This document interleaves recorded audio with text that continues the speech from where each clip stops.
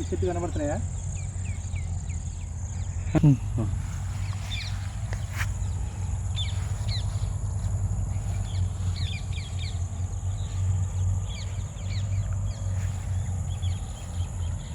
అదే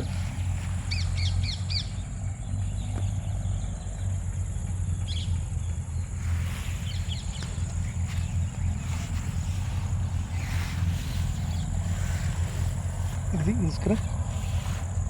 చూడండి, ఇది పచ్చిక మైదానం బయలు. ఇలాంటి ఒక స్వేచ్ఛమైనది, శుభ్రమైనది వీటి యొక్క ప్రదేశాల్లో ఇది చూడండి, ఇది పరాక్ష పొరక అంటారు దీని, పరాక్ష చెట్టు అని.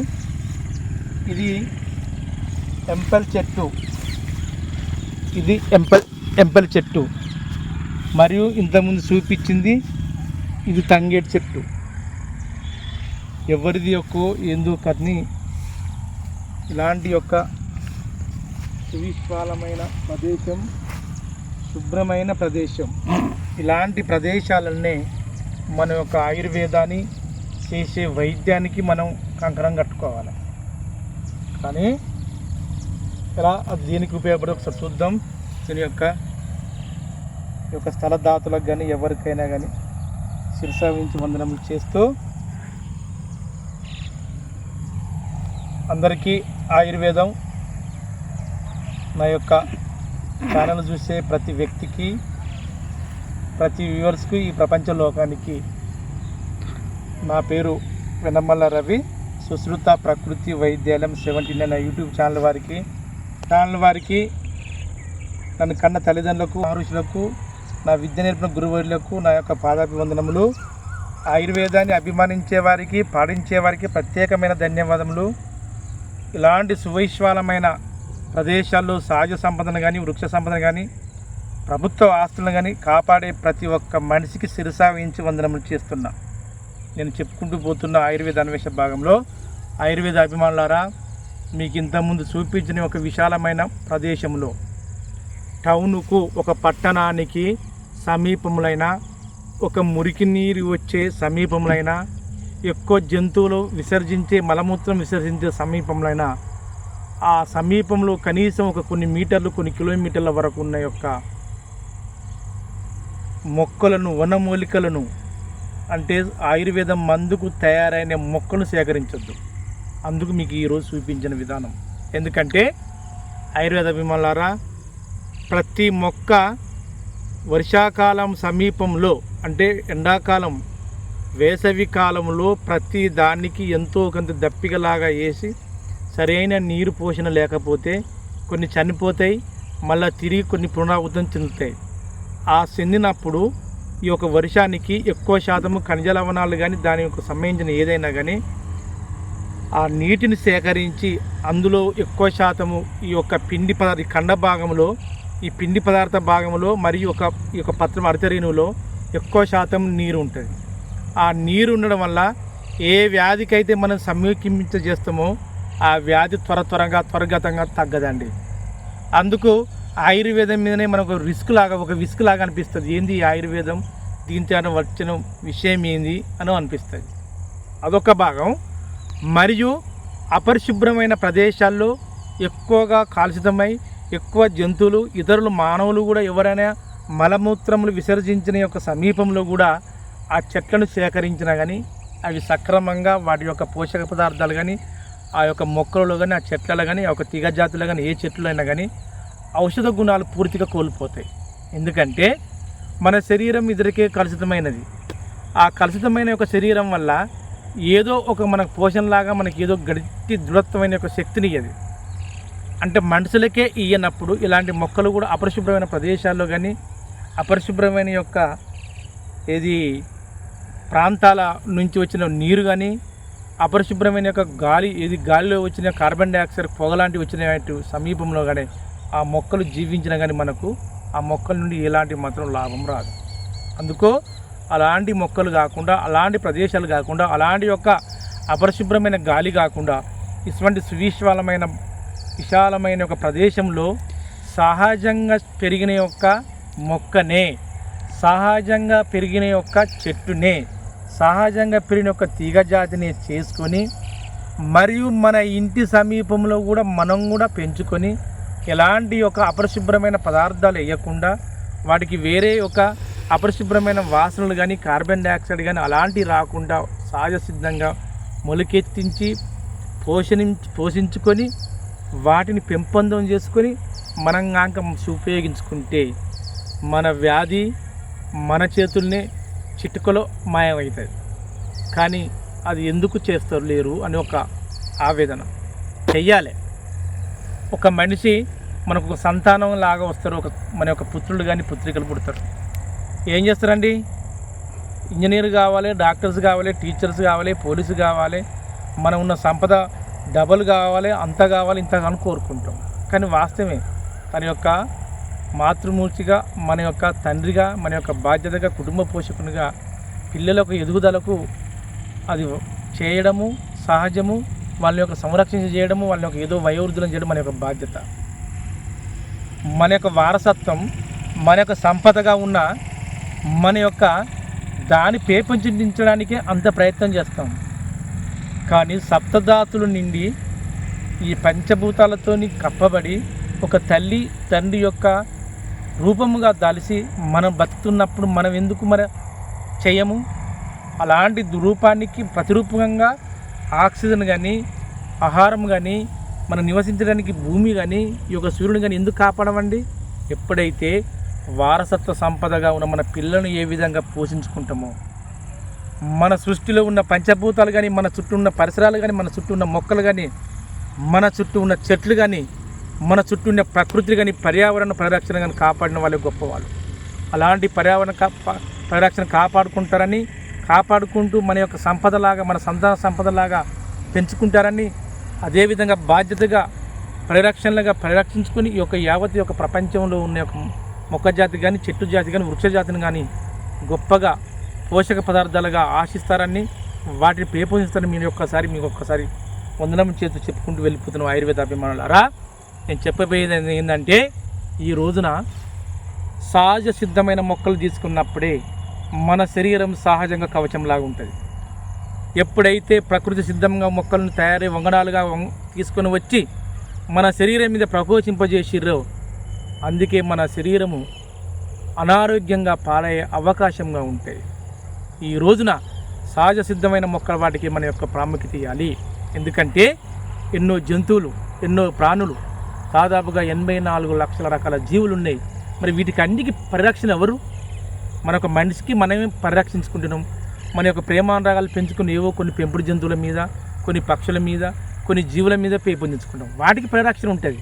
కానీ మిగతా ఎన్ని దాదాపుగా ఒక 10 రకాలు కావచ్చు. చేపలు కావచ్చు, మేకలు కావచ్చు, పశువులు కావచ్చు, గేదెలు కావచ్చు, కుందేలు కావచ్చు, కోళ్ళు కావచ్చు, ఇంకా వేరే విధాలమైన వేరే జంతువులు, గుర్రాలు లాంటివి కావచ్చు. అంటే దాదాపుగా 10-20 రకాల జంతువులకు మన మనిషి అంటే 20-25 రకాల జంతువులకు, జీవులకే మనం పరిరక్షించుకోవచ్చు.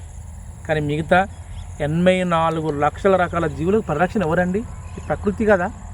అందుకే ఆ ప్రకృతిని కనుక సిద్ధాంతమైన యొక్క పదార్థాలు తీసుకుంటేనే కనుకనే అవి అంతగా ఆరోగ్యంగా ఉంటున్నాయి. కానీ ఆ ప్రకృతిని మన స్వార్థం కొరకు మనం ఎక్కువగా సంపాదించుకోవాలి అనే ఒక స్వార్థ బుద్ధితో దాన్ని ఛేదించి మన వైపు అలపరుచుకొని ఆ ప్రకృతిని మొత్తం కలుషితం చేయడం వల్ల ఆ జీవులకు కానీ, ఆ ప్రకృతి సిద్ధమైన ఒక మొక్కలు కానీ, గొలుసుకట్టు రూపంగా ఉన్న యొక్క జీవన యొక్క చక్రం కానీ అంతరించిపోతున్నాయి. అలాంటి అంతరించిపోకుండా మనం నడుము కట్టుకొని ఈ పర్యావరణం కనుక కాపాడుకుంటే అందులో అన్నీ బాగుంటాయి, అందులో మనం బాగుంటాం. మనం వారసత్వ సంపదగా మన పిల్లలను కనుక ఏ విధంగా పోషించుకుని ఒక ప్రయోవృద్ధిలో తయారు చేసుకుంటామో, మన చుట్టూ ఉన్న మొక్కలను కానీ చెట్లను కూడా అదే విధంగా చేసుకున్నప్పుడే మన శరీరం కవచంగా ఉంటుందని మీకు ఈ ప్రకృతి సిద్ధంగా చెప్తున్నా. ఆయుర్వేద అభిమానులారా, ఈరోజు మనం చెప్పబోయిందంటే కొత్త కాన్సెప్ట్. ఈ మొక్క ఇంతవరకు మనకు రాలే. ఏదో ఒక చిన్న షార్ట్ వీడియోలు పెట్టినా మిగతా ఒక వీడియోలో కూడా ఏదో ఒక భాగం చేయాలి. అయితే దీని ఏముందంటే పరాక్ష పొరక అంటారు, దీని పరాక్ష చెట్టు అంటారు. మన తెలంగాణ వాడక భాషలో ప్రాంతాన్ని బట్టి పరాక్ష పొరక అంటారు, విదగాతి చెట్టు కూడా అంటారట, ఆ యొక్క ప్రాంతాన్ని బట్టి. అయితే ఎక్కువ శాతము ఒక పరాక్ష పొరకగా నేను మీకు పరిచయం చేయించిన చేసుకుంటూ దీని మీద కూడా సాధ్యమైనంత వరకు ఎంతో వందల వేల మందికి దీని మీద నేను ప్రవేశపెట్టిన. అయితే ఇది దేనికి ఉపయోగపడుతుందని ఒక భాగంలో చెప్పుకుంటూ పోతాం. మన శరీరంలో సాధ్యమైనంత వరకు మన శరీరాన్ని అతి తక్కువ కాలంలో కొద్ది సమయంలో గాంక ఈ మొక్కను గాంక ఉపయోగించుకుంటే మన శరీరంలో ఉన్న బలహీనత కానీ మన శరీరంలో పొటాషియం కానీ కాల్షియం కూడా తగ్గి శరీరం ఎప్పటికీ నేను మొన్న చెప్పిన ఎప్పటికీ తిమ్మిరిలాగా వచ్చి ఒకవైపు కరెంట్ షాక్ లాగా మన యొక్క నరాల యొక్క బలహీనతని మనకు ఎప్పటికీ తిమ్మిరిలాగా ఎప్పటికి వస్తూ ఉంటుంది.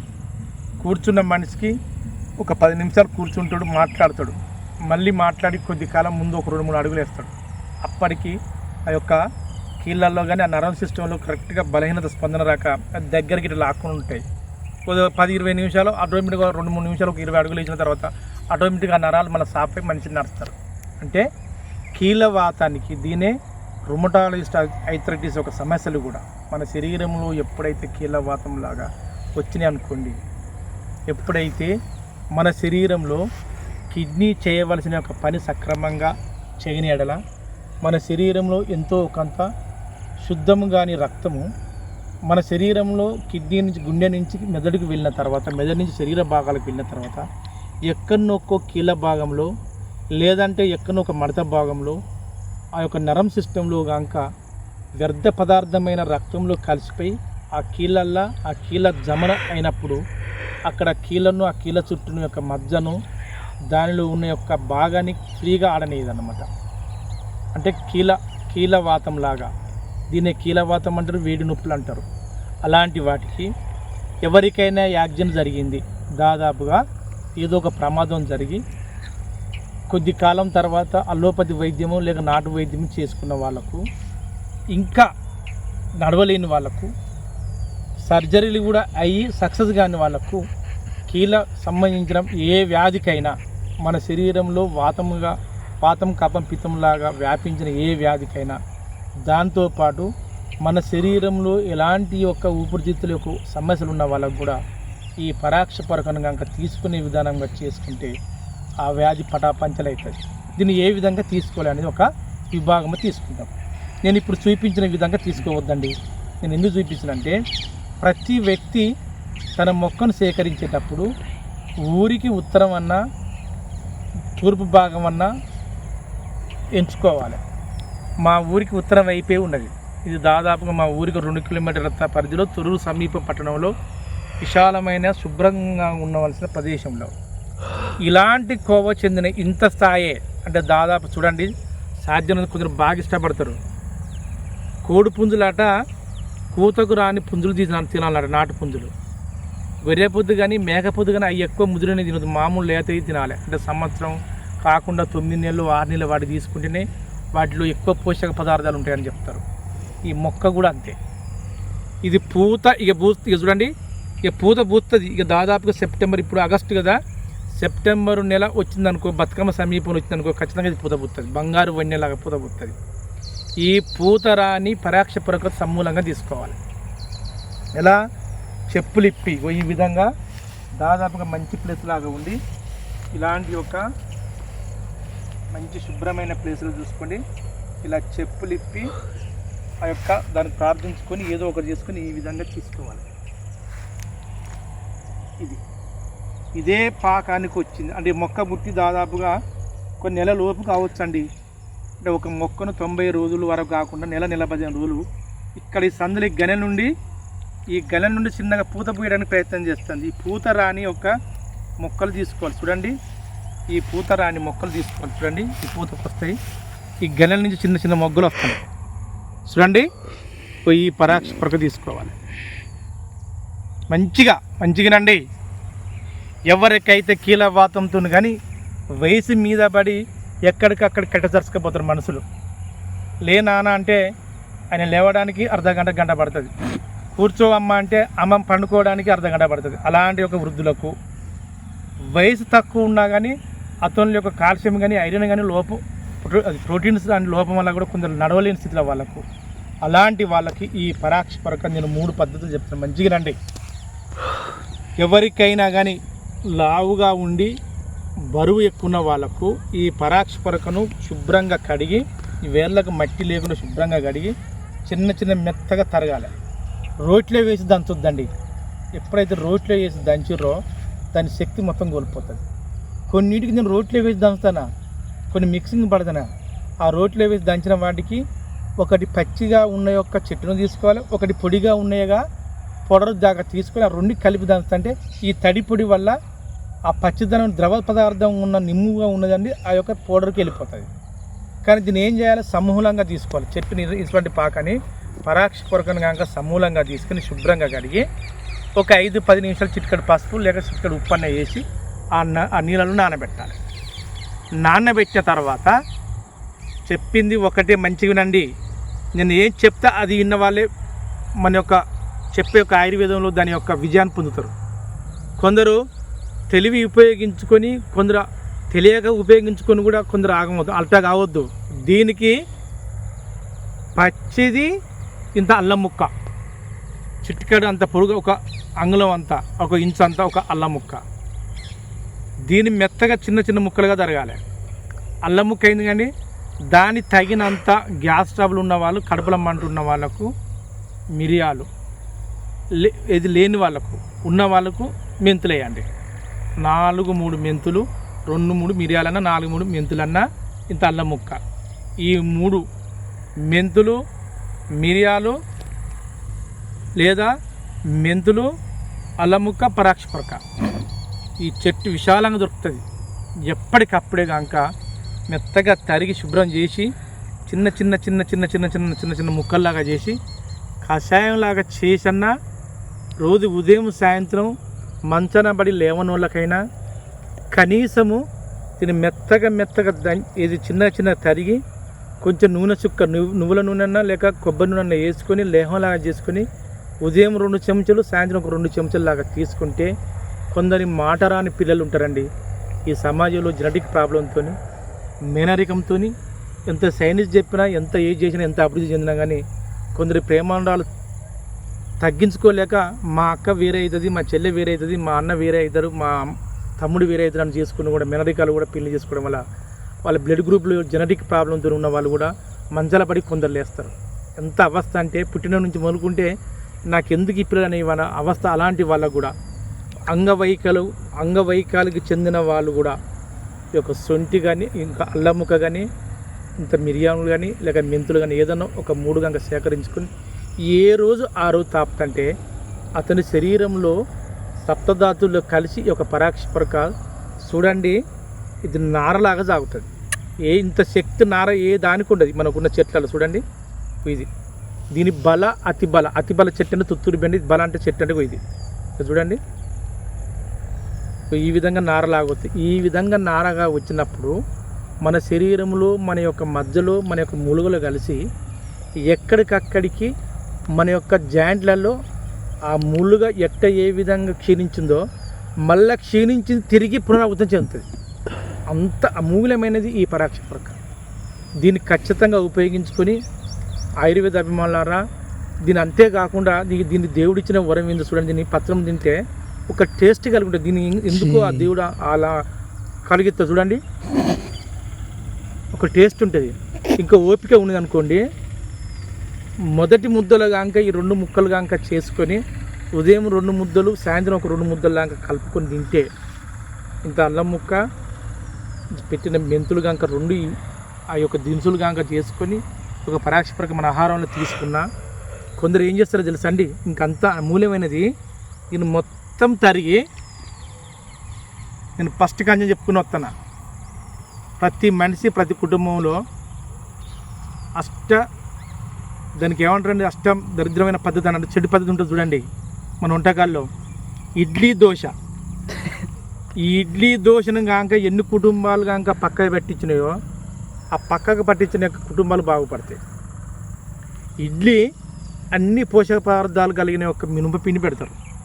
ఆ మినుములు ఏం చేస్తారండి, అలా పెట్టి బాగా ఆవిరి పెట్టి ఆ ఒక వాటర్లో మొత్తం దాని యొక్క ఉండవలసిన ఒక ఔషధ గుణం మొత్తం కోల్పోతుంది. దోశ ఇట్లా పెట్టిన వెంటనే ఒక 5-10 నిమిషాల వరకు ఎంతవరకు కాలిన కొద్ది దాని ఉన్న పవర్ అంతా పోతుంది.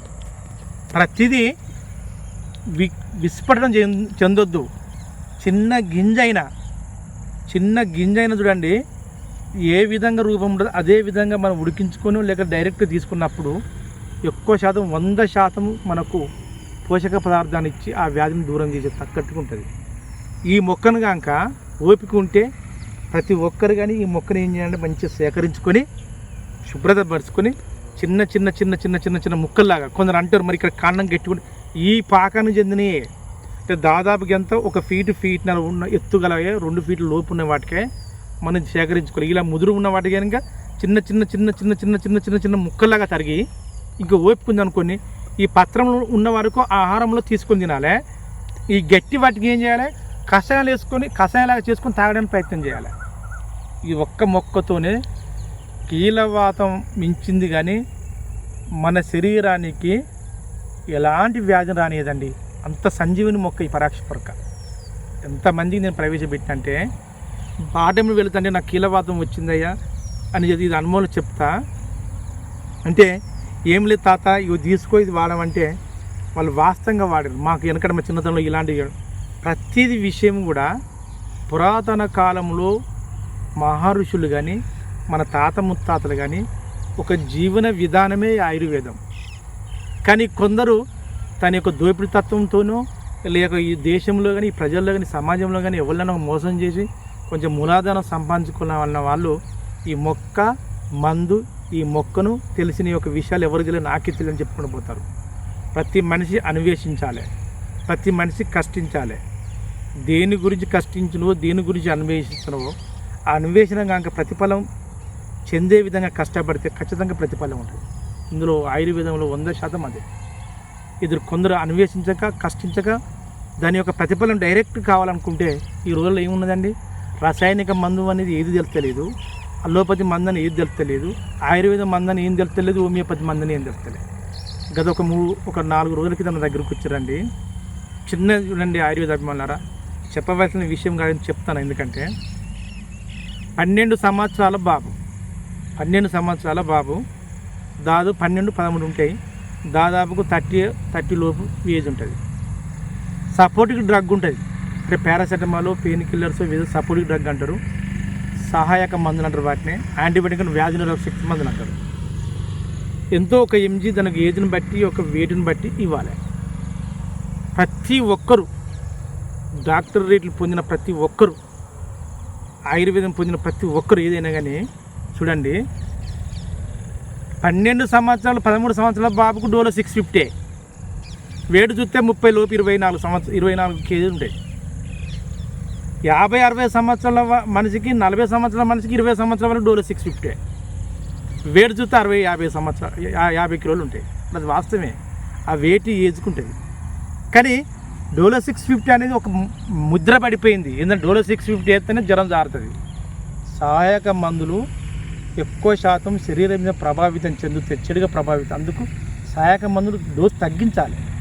వ్యాధి నిరోధక శక్తిని పెట్టే మందును నీకు డోసును బట్టి ఏజ్ని బట్టి ప్రవర్తించాలి. ప్రతి ఆయుర్వేదం వాళ్ళు కూడా ఇదే. ఏ మంది అయినా ఇంత కంకడ తిను, ఇంత పొడి తిను, చిన్న వాళ్ళకు తిను, పెద్ద వాళ్ళకని తిను అంటారు. దీనివల్ల వచ్చే ఉపయోగం ఏంది, దానివల్ల పోయేది ఒకటి మన యొక్క శరీరం యొక్క వ్యాధి నిరోధక శక్తి ఎంత కోల్పోతున్నాం. ప్రతి మొక్క కూడా అంతే. ఏ కాలంలో తినవలసి ఆ కాలంలో తిన్నప్పుడే మనకి ఇవ్వవలసిన యొక్క దాని యొక్క ఇమ్యూనిటీ, దాని యొక్క పోషక పదార్థం, దానిలో ఉన్న యొక్క ఔన్నత్యమైన ఒక గుణాన్ని అలపరుచుకొని మన శరీరానికి ఉండవలసిన వ్యాధి తగ్గించుకోవడానికి ప్రయత్నం చేస్తాడు. కానీ అది అందరూ ఆలోచించారండి.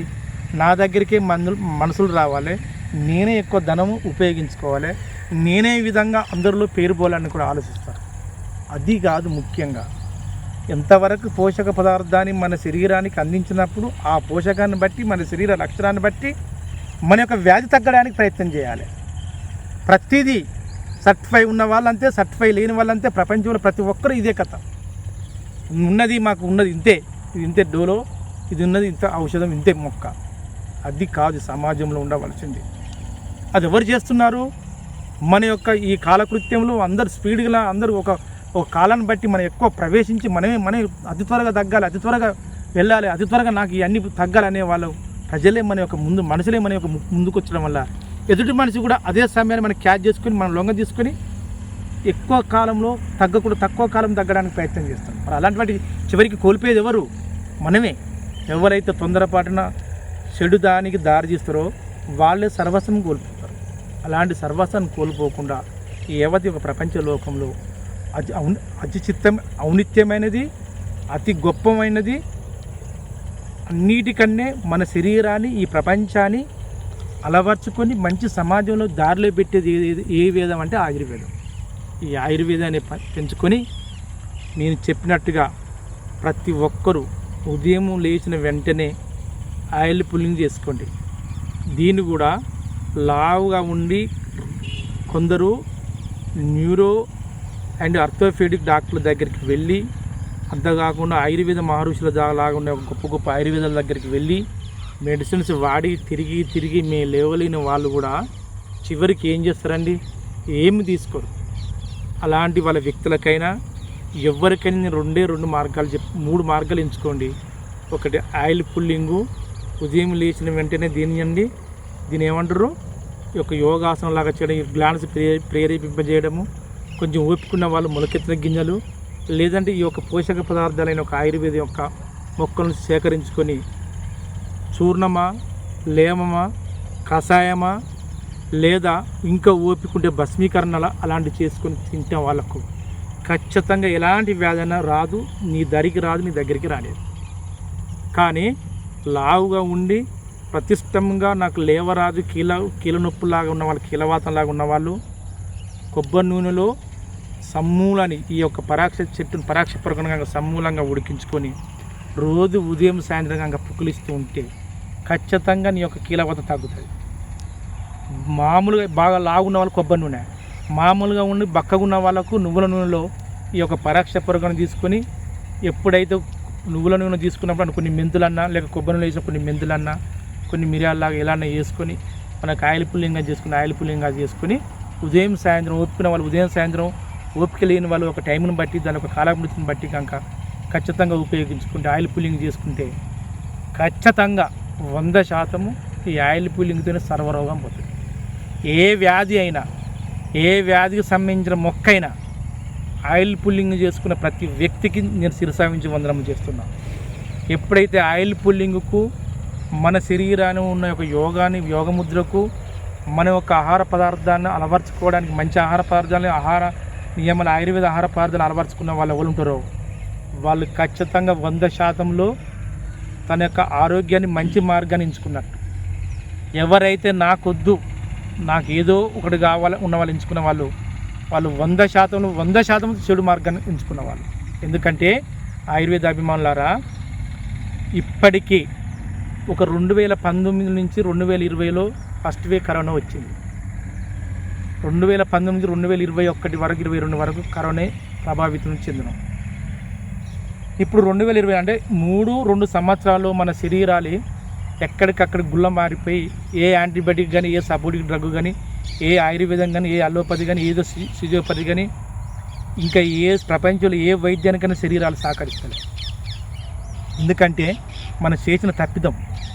అలాంటి తప్పిదాలకు గురి కాకుండా సహజమైన తేజ సంబంధించిన సహజ సిద్ధమైన ఒక పదార్థాలు తీసుకుని సహజ సిద్ధమైన ఒక నడవడిక నడుచుకున్నప్పుడు ఎంతో కొద్ది కాలం బతికే అవకాశం ఉంటాయి. కొన్ని వేల లక్షల కోట్లు ప్రపంచంలో పెద్ద మేధాశక్తి, గొప్ప ధనవంతులు ఉంటాడు. చివరికి ఇలాంటి ఒక ఆలోచన చేయక చెడుగా ప్రవర్తించుకొని మన శరీరం మీదనే మనం పక్కదారి పడి చివరికి అంక మనకు శరీరం లోపిందనుకో, ఎంత ధనమున్నా, ఎంత మేధాశక్తి ఉన్నా, ఎంత వైద్యం ఉన్నా ఆ మనిషి చివరికి లోపించిపోతాడు. ఏ ధనం ఉండదు, ఏ మేధాశక్తి ఉండదు, ఏముండే అమాయకుడు ఉంటాడు. 24 గంటలు ఒక చెట్టును పట్టుకొని ఉంటాడు, అడవిని పట్టుకొని ఉంటాడు, తెలిసిన యొక్క పొలంను తినుకుంటూ ఉంటాడు. వాడు కొద్ది కాలం ఉంటాడు. అతడు ఏంది, సమాజానికి ఉపయోగపడడు.